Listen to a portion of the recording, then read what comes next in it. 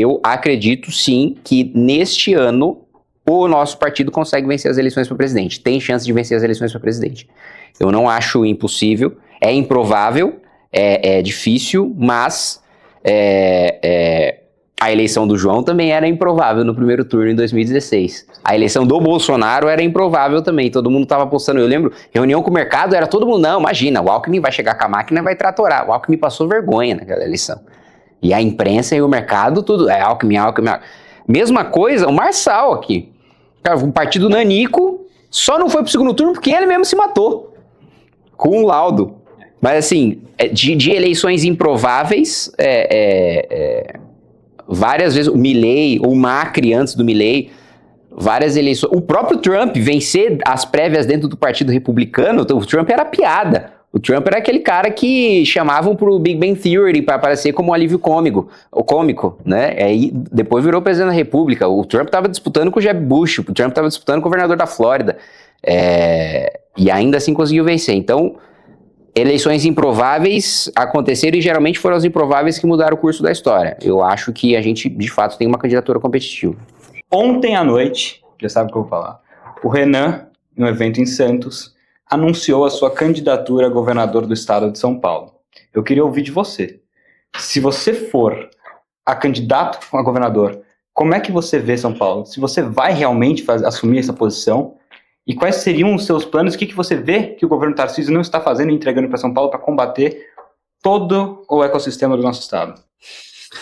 Olha, de fato, eu tô desde ontem aí com o anúncio do Renan colocando a pré-candidatura na rua. A gente ainda vai tomar a decisão na convenção se eu vou ser candidato mesmo ou não, mas uma coisa que eu já adianto para vocês, que, aliás, acho que vai ser a primeira vez que eu vou falar isso, vocês vão saber em primeira mão, mas assim, é praticamente 100% a chance de nós termos uma candidatura para o governo do estado.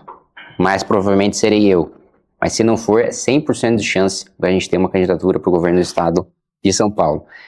Eu acho que a gestão do Tarcísio, antes de qualquer coisa, ela não tem marca. O Tarcísio não tem uma coisa que ele chegue para a população e fala, eu entreguei isso aqui. Não tem um grande legado. O máximo foi terminar obras que foram planejadas e iniciadas em governos passados, mas assim, não tem nossa, o Tarcísio fez isso daqui de grande na saúde. Você vai olhar mortalidade infantil, que é um dos principais indicadores, mesma coisa de governos passados.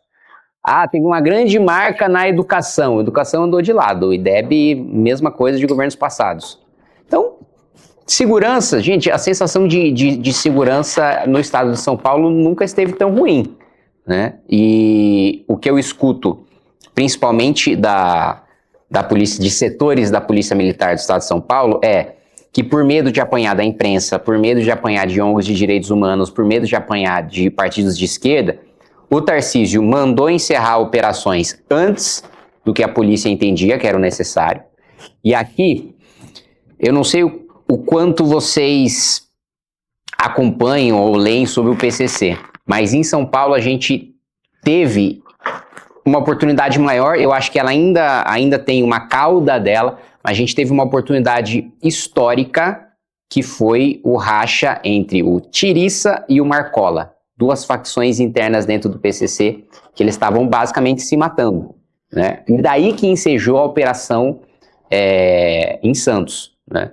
Operação Verão e Operação Escudo, para aproveitar esse racha no PCC para dar um golpe forte no PCC. Só que o Tarcísio mandou acabar antes, porque a letalidade policial nunca esteve tão alta, crítica, porque eu até me lembro de uma entrevista que ele concedeu respondendo, né, acho que era porque o PSOL tinha acionado a ONU, aí ele falou, pode acionar a ONU, pode acionar a Liga da Justiça, não sei o que a gente vai continuar. Acionar a ONU, ele não continuou, né?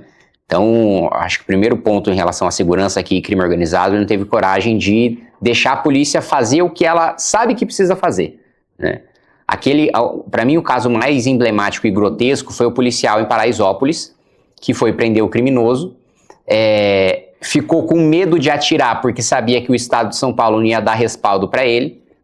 Os moradores pegaram a arma dele e ele foi morto. Então assim, imagina o policial ter tanto medo de agir a ponto de arriscar perder a própria vida por inércia. por não fazer o que tinha que ser feito. Isso me desculpa, se eu for eleito governador de São Paulo, se eu disputar e vencer, não vai ter nenhum policial que vai responder no CPF dele por agir no exercício da sua função. Eu vou falar, olha, Ministério Público, pode vir atrás de mim, eu que dei a ordem. Eu sou o comandante da Polícia Militar, eu dei a ordem. Pode me processar, não processo policial, eu dei a ordem. Pode falar que foi até coação irresistível, que eu coloquei uma arma na cabeça dele e obriguei ele a fazer. Então, eu acho que esse é o primeiro ponto. O outro ponto, gente, nós estamos entre os 5 estados, entre os 5 piores estados em relação a salário de policial. E a gente é o estado do PCC. Então, o estado que exporta crime, eu tava com diplomatas e em janeiro com alguns ministros do Japão, e eles estavam demonstrando preocupação com o PCC, porque o PCC está levando droga para lá. Então, a gente já exportou para o outro lado do mundo, assim, só se a gente passar a exportar para outros planetas, porque já está no mundo inteiro. E aqui vai ser a polícia, essa polícia que enfrenta essa organização vai ter um dos piores pagamentos, assim, é complicado. E outro ponto, na educação, ter coragem de enfrentar os sindicatos de professor que não quer que professor seja avaliado. E um outro ponto, enfrentar alunos e pais de alunos que não querem que tenha lei e ordem dentro de sala de aula. Porque a maior reclamação que eu escuto de professor da rede pública é eu não consigo dar aula porque é um caos e eu não posso fazer nada. Eu não posso expulsar o aluno da sala, né? Eu não posso repreender o aluno, eu não posso dar nota baixa para o aluno. Então, o que sobrou? Não importa, a escola pode ter a melhor estrutura do mundo, a aula pode ser ótima, o professor pode ser ótimo. Se ele não consegue manter a ordem em sala de aula, acabou. Então, tem que poder expulsar o aluno da sala. Se a conduta for mais grave, tem que poder expulsar ele da escola. Tem que fazer a família perder os benefícios sociais concedidos pelo Estado, para os pais também estarem preocupados com o aluno. Tem que dar bolsa e mandar para as melhores escolas os melhores alunos da rede pública, porque a gente precisa preocupar em formar uma elite intelectual. E tem que ter a avaliação dos professores, avaliação externa dos professores. Não dá pra gente avaliar o professor também pela nota da sala que ele mesmo dá. Tem que ter uma avaliação externa. Saúde, pagamento por desempenho. Hoje tem pagamento só por produção. Então, assim, por produção é fácil. Eu vou lá, despacho um monte, faço uma qualidade porca e não tenho nenhum compromisso com pagamento por qualidade de atendimento ou por eficiência ou por prevenção. Pagamento por prevenção é mais importante, porque não adianta a gente ficar comprando um monte de equipamento para média e alta complexidade, quando era para os casos não chegarem para média e alta complexidade, não era para o cara precisar de cirurgia, era para pegar lá na ponta, era para pegar no início. Então, coisa para fazer não falta no Estado. Um ponto não é que como se quem fosse chegar e ser eleito fosse chegar despreparado. A maioria esmagadora dos nossos candidatos passaram pelo nosso processo de formação, pelo nosso processo de militância e tem uma excelente noção daquilo que eles vão fazer dentro da Câmara. E ainda nesse primeiro ponto, também não é como se eu fosse logo depois da eleição. Quando passa a eleição, tem um período de transição que o deputado que foi eleito, mas ainda não assumiu, ele inclusive ganha um crachazinho lá para acessar a Câmara antes, como se fosse deputado. Eu teria esse período aí de 2 meses para fazer um intensivão com quem vencesse, né? E o outro ponto é da importância da gente ter um palanque em São Paulo, da importância de todas as agendas que o Renan for fazer em São Paulo, ter um candidato do governo do estado acompanhando. De todo o debate que tiver na televisão para o governo do estado, ter um candidato a governador pedindo voto para deputado federal, para deputado estadual e para presidente da República, né? A gente não tem tempo de TV. Então, o único tempo de TV que a gente vai ter é debate. Se a gente não tiver um candidato a governo, a gente não tem debate. Significa que a gente está perdendo um tempo de TV, o único tempo de TV que a gente teria para ocupar na grade de eleição estadual. Porque os nossos deputados estaduais não têm tempo, os deputados federais não têm tempo, só quem teria é o governador, o senador não tem tempo, só o governador e o candidato a presidente. Então, essa é uma avaliação que a gente tem que fazer.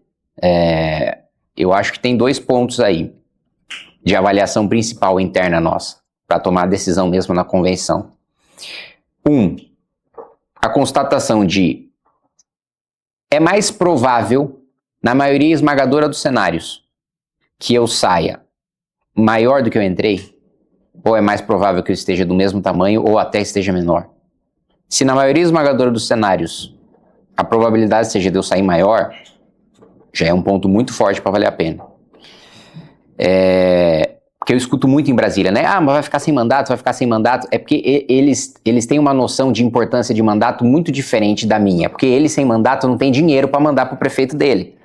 E o meu, não tem emenda, não muda nada. Ninguém vota em mim porque eu mando emenda para lugar nenhum, né? E participação de debate público, o Renan não tem cargo e participa, o Arthur não tem cargo e participa, o Renato não tem cargo e participa. Então, a nossa maneira de fazer política permite com que você tenha visibilidade e participe do debate público sem ter um cargo eletivo. Essa é a primeira avaliação sobre pro meu projeto e onde o meu projeto entra dentro do projeto do Partido Missão, que tamanho a gente vai sair. A outra avaliação é quantos votos a chapa perde de deputado federal em São Paulo. O quanto, pedindo na televisão, voto para a chapa do 14 em deputado federal, o quanto eu compenso os votos que eu não vou ter em sendo candidato a deputado federal. Acho que essas são as duas avaliações que a gente vai ter que fazer.